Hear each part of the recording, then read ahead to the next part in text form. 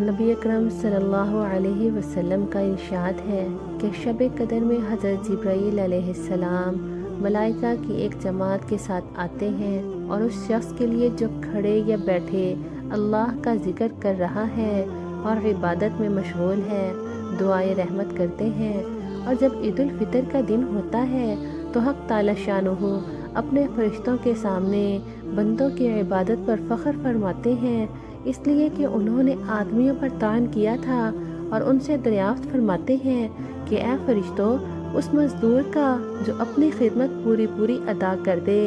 کیا بدلہ ہے؟ وہ عرض کرتے ہیں کہ اے ہمارے رب، اس کا بدلہ یہی ہے کہ اس کی اجرت پوری دے دی جائے۔ تو ارشاد ہوتا ہے کہ فرشتوں، میرے غلاموں نے اور باندیوں نے میرے فریضہ کو پورا کر دیا، پھر دعا کے ساتھ چلاتے ہوئے عیدگاہ کی طرف نکلے ہیں۔ میری عزت کی قسم، میرے جلال کی قسم، میری بخشش کی قسم، میرے علو شان کی قسم، میرے بلندی مرتبہ کی قسم، میں ان لوگوں کی دعا ضرور قبول کروں گا۔ پھر ان لوگوں کو خطاب فرما کر ارشاد ہوتا ہے کہ جاؤ، تمہارے گناہ معاف کر دیے ہیں اور تمہاری برائیوں کو نیکیوں سے بدل دیا ہے۔ بس یہ لوگ عیدگاہ سے ایسے حال میں لوٹتے ہیں کہ ان کے گناہ معاف ہو چکے ہوتے ہیں۔ حضرت جبرائیل علیہ السلام کا ملائکہ کے ساتھ آنا خود قرآن پاک میں بھی مذکور ہے۔ ایک روایت میں ہے کہ ابن عباس رضی اللہ عنہ کی حدیث میں ہے کہ فرشتے حضرت جبرائیل علیہ السلام کے کہنے سے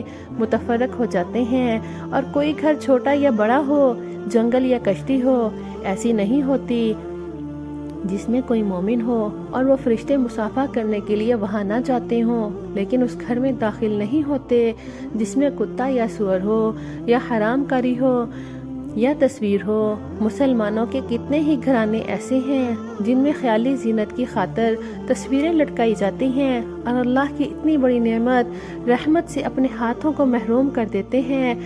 تصویر لٹکانے والا ایک آدھ ہوتا ہے، مگر اس گھر میں رحمت کے فرشتوں کے داخل ہونے سے روکنے کا سبب بن کر سارا ہی گھر رحمت سے محروم رہتا ہے۔